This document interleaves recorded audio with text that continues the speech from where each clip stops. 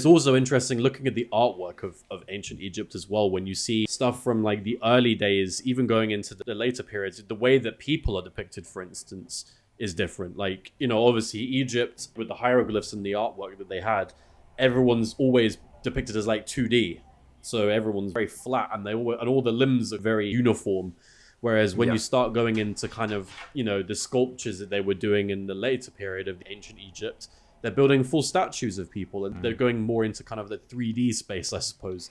And there's a period, isn't there, right at the end, I think, when they've met and kind of integrated with Roman society, where their representational art starts to take on more the kind of Greco-Roman style than this traditional two-dimensional thing. Well, also, early ancient Greek sculptures mirrored Egyptian artwork for a long, long time, until they started like using more bronze. Early Greek sculptures were actually quite similar in terms of like the way that a lot of the people are depicted in a very flat way, rather than being more expressive. And then when you sort of get further along, you can also see that in the difference in columns as well. This is a huge tangent, but like it's something when I did I used to do a bit of study on classical history, and one of the things with columns is it kind of symbolizes the importance of the building a little bit more, especially in ancient Greece. Obviously Egypt, you have a column which is just a flat column, nothing fancy on it, it's just holding up, you know, the structure. It's very, very much a structural choice, and the Greeks kind of take that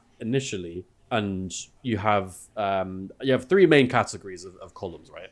So your most basic one, the really bog standard one, is a Doric column, which doesn't really have anything at the top, or the, like, you know, the bottom's the same. Normal, it could be a ridged column, whatever, but at the top, it's pretty much just a flat top. It doesn't really do anything crazy. Then you move on to Ionic, which has a very classical, like, spiral pattern at the top that we see in, like, lots of Greek mythology and culture and various movies and things like that. And then you move to the top tier, which is like the Corinthian column, which was reserved for only the like fanciest of temples in ancient Greece. But then when you look at Rome used Corinthian columns all the time. That was their main one that they go to, pretty much. And then you even see that in things like the British Empire and British architecture, or even in France, like European. Yeah, we take it on. The Americans take on the Roman style a lot of the time. Obviously, the Roman style in particular gets used by various fascist regimes as well, popularized in Italy and in Germany in that way. It has a real influence all down the ages. Yeah, but I think to think like a lot of that started with Egypt, because, you know, they were building temples before a lot of people were. So it's interesting the knock-on effect and how each successor culture or civilization kind of builds upon that. But obviously ancient Egypt was a trailblazer for a lot of these things. They started it off and then people adapted it over time. That's why I think since we've been looking into ancient Egypt, it's been so fascinating to do that, and to see how much things change over time. But also when we went to the exhibition, like, we're seeing New Kingdom stuff. So this is all at the absolute peak of ancient Egypt. This is this kind of stuff that they were making. One of the other things that I think really stood out to me was, I think it was like this, it was like a gold leaf almost that was on a chariot, and it was like the decoration on the chariots. And again, this is really thin material, and the amount of detail on the inscriptions and the pictures and stuff on that is absolutely stunning. And I really can't understand it. It's really hard for my brain to get around just how it's been preserved for such a long time, because it's such a delicate.